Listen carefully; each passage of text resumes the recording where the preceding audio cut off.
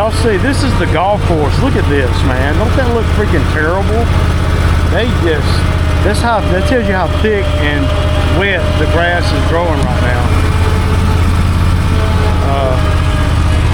I mean, for the golf course to leave that, I mean, if you look at the whole golf course like that, ain't no wind for them, man. So that's how all our yards are. And if you can, of course, I would never leave a yard looking like that though. So yeah.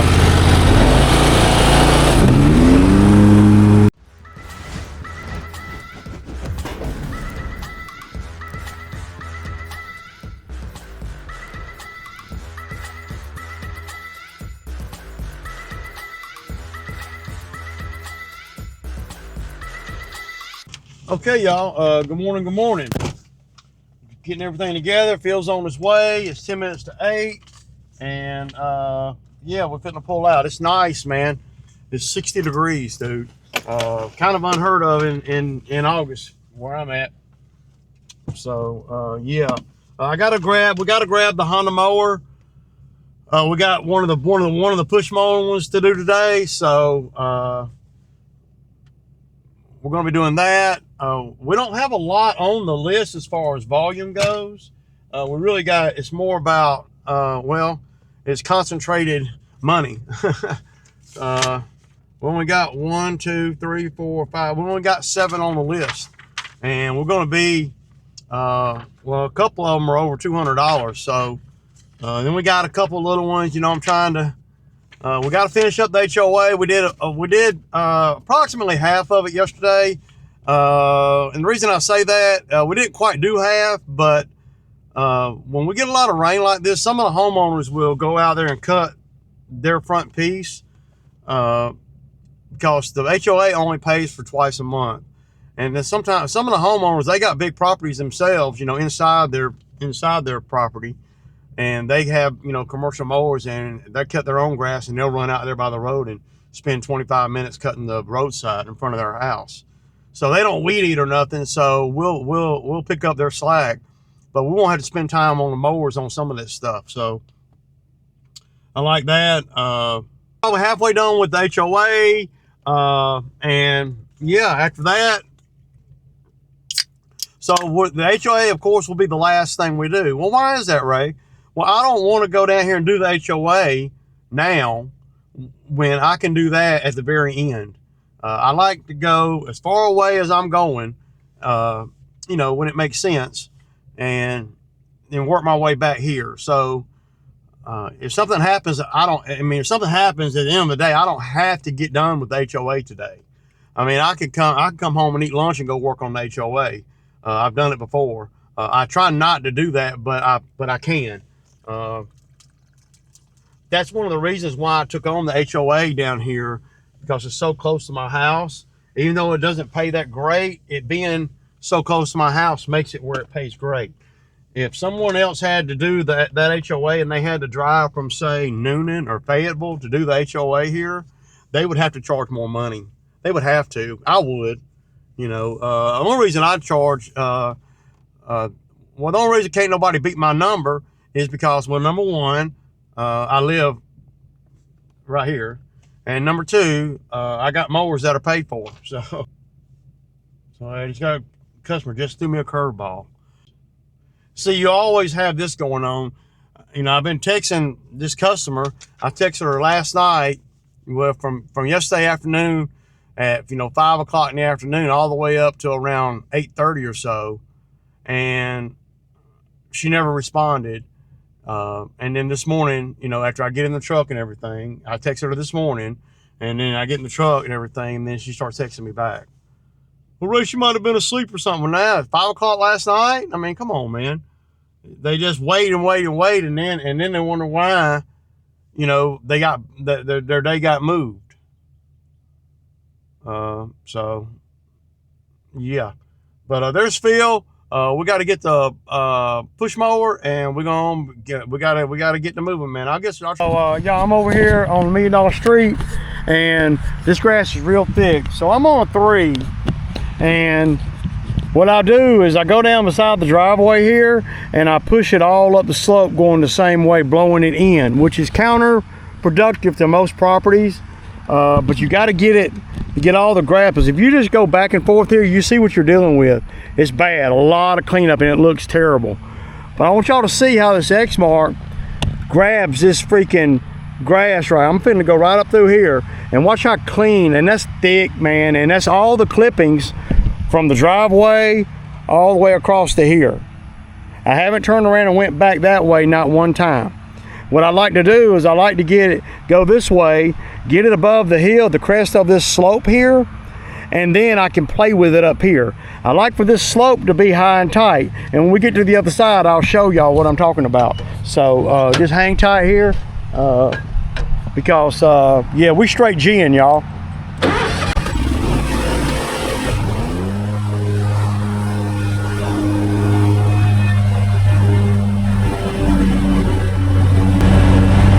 Y'all hear that?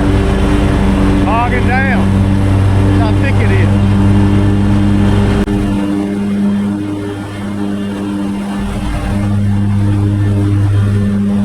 Look behind me.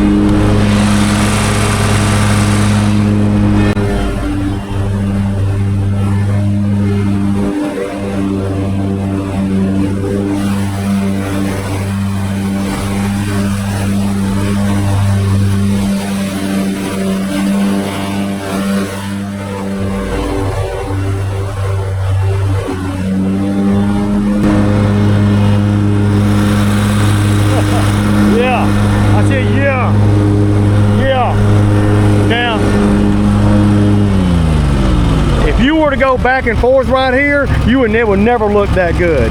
Never. You would be dealing with that for 2 hours. These mowers are so powerful that if you're sassy, now you got to be sassy when you don't break no belt or nothing. I pushed all that grass up above that slope. So now I'm gonna make one more pass, blowing it that way, and then I'll come in here and with the mower just run over it, pick the deck up a little bit and run over it. Look how thick that is.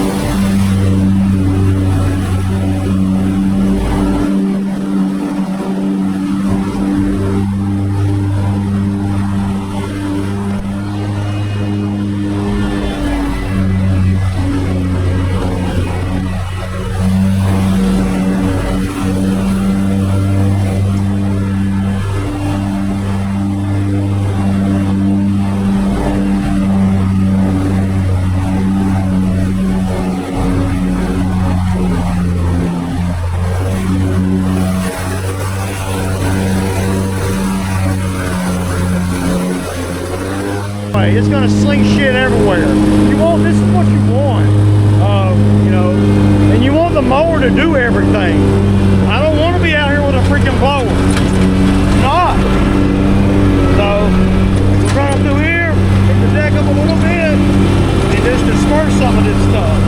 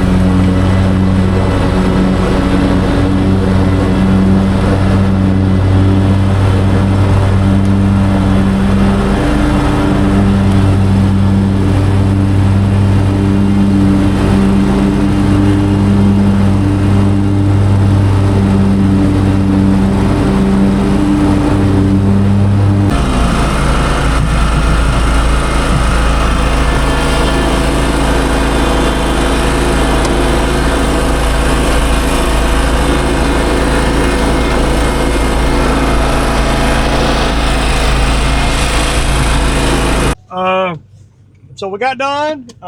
We got done with HOA. God, man. Yeah, we had a little bit of miscommunication today, but nothing out of the ordinary really that I see. When you got newer guys out here, that's the kind of thing that happens, and you have to, me and them, we have to learn well, first of all, we got to learn the expectations of what the customer's wanting us to do. And for the HOA, it varies. It's not set in stone because of the way they pay, and it doesn't have to be perfect like a manicured lawn. And that's our deal. I mean, I don't do the HOA as perfect as I do a manicured lawn. We wasted a little more time today than normal, just on stuff that, well, it's avoidable, but you have to go through it, man. With well, bad thing about having the weed eaters, the only bad thing about having the weed eaters on the mowers with us is when the head starts getting wore out, the plate inside there, it'll fall off the weed eater as especially when you start hitting a bunch of bumps, you hit things real hard. So Phil lost his weed eater head, and we drove down to where we were going to be doing the pond bank, and which takes about 20 minutes. And we got down there, and Phil grabbed his weed eater, and there wasn't no head on it. So I just let him use mine. It's a good thing about having a weed eater on the mower at all times.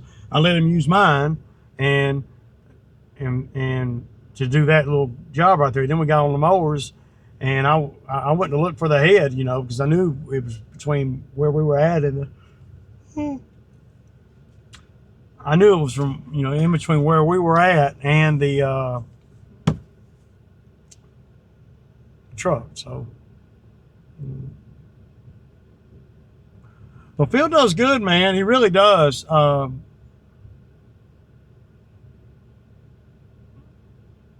But he's still learning how to work with me. I'm still learning how to work with him, and he's starting to, but he really is starting to see things a little bit better than normal. Because I know that I'm not exactly the easiest guy to work for. I know that, man. I try to, do the best I can as far as communicating. I'm trying to get better at that. I'm trying not to get I'm trying not to run my blood pressure up or nothing, And for the most part, this season has been great, man. As far as that goes. As far as me getting upset, So I'm reading through some of the comments from the video yesterday about the slope. And I don't know how I don't know how a stand-on mower would do it. It just seemed like you'd be top heavy. I don't know, man. Seem like the stand-on mowers, if you're standing on the back of it, that you're up pretty high, and and if you get on an angle like that, where you're steady doing that, how do you even stand on the platform? I mean, you would have to be. I don't know. Now I know that walk behinds will do it because you can walk behind them, but I would love to see a stand-on be able to cut some of the. I know a stand-on can cut, most anything, but it's going to what kind of stand-on you got. If you got a 36-inch or even a 48-inch stand-on, it's not going to hold the heels like a 60, because the deck of this, or even a 72. I would think a 72-inch mower would hold a heel more than even a 60. Of course, most people in this game that do lawns like we do, where we're just, we got some big stuff and some little stuff. Seems like the wider the deck and the bigger the tires, the more likely the more likely you can, hug a heel. But if you're standing up, are you serious, man? I don't know, dude. I mean, it would be like one of your legs would be like here, and the other one would be like here on the platforms. The platform would be sitting like that. How does that work, man? I don't know, man. I've never owned a stand-on. I ran them a couple times, but I see guys on YouTube all the time weed eating things that I know I'd put a mower on. Especially that Spencer guy.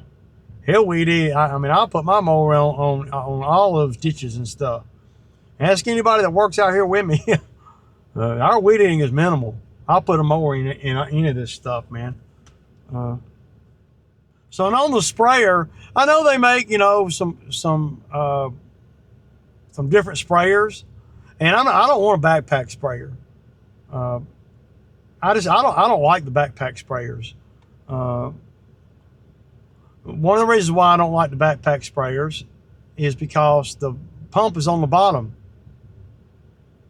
And that means that whatever you got in there is sitting where all the volume of whatever you got in there is on a seal. And any ones that I've ever had, they start dripping and stuff. I like the ones that pull the whatever you got in there up and over. To me, that's the longest lasting sprayers.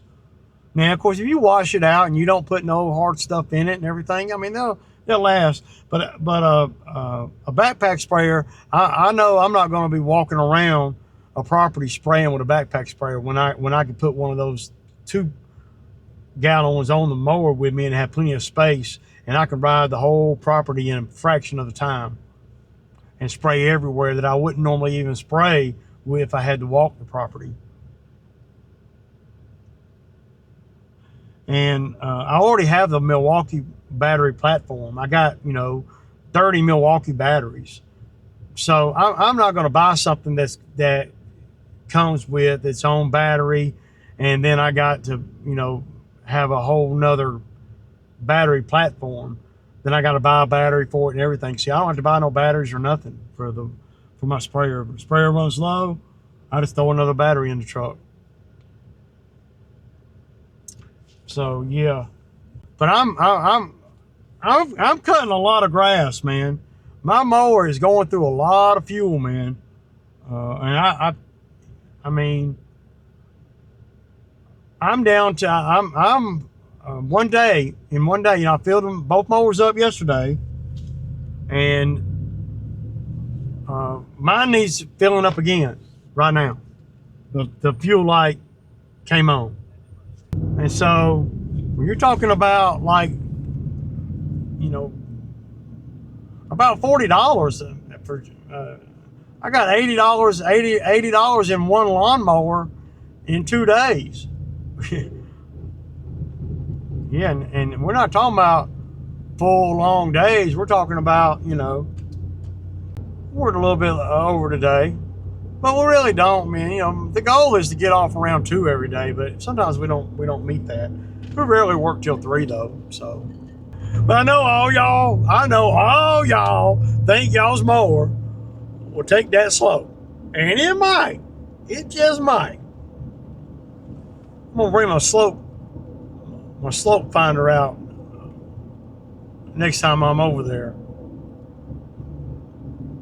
I just find it hard to believe, and I might be wrong. Don't nobody come at me.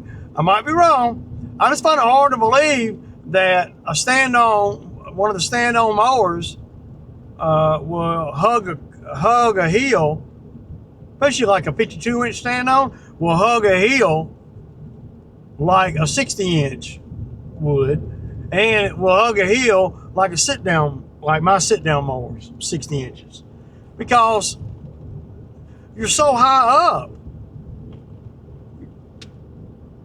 I ain't saying the mower won't do it, but can the operator stay on the platform? I guess that's what I'm saying. I'm talking about standing on it just in the course of just doing the yard. Just like y'all see me when I hit them slopes, it ain't nothing. I don't have to stop and think about anything. It's gone. We ain't gotta put a seatbelt on and readjust everything and all that. But they say, and you know, I could be wrong, man. I'm saying I could be wrong. I gotta see it though. You know, I could be wrong about aliens. You know, I could be wrong. Cause I ain't never seen no aliens. But, you know, but I could be wrong. I had to see it. Oh gosh, so I'm feeling like today is Friday, y'all. It's only Tuesday.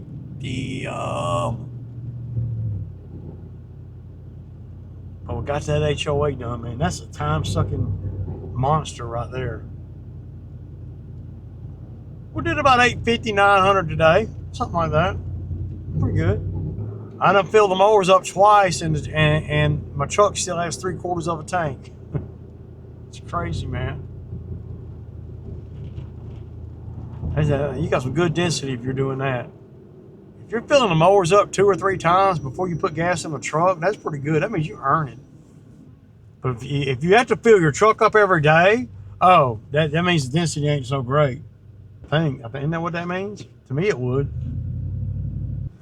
But it ain't really that hot, man, you know. It's really helped us, man. It really has. It's helped the grass kind of slow down on growing too, the Bermuda grass. Shit, I'm ready to go home, eat a sandwich, and go night-night. The hell. I'm pushing through, y'all. Pushing through, man. Name of the game. All right, I'm gonna end the video right here, y'all. I'm gonna get fuel, pick up my sandwich, and I'm going home, man. And I hope all you guys are having good weather like I am. This is good weather. It ain't really hot. It's 85 degrees right now, but hell, usually it's like 94 or 95 in the, yeah. We got a nice little breeze. I mean, it's pretty nice out, really. Yeah. All right, y'all, I kick it.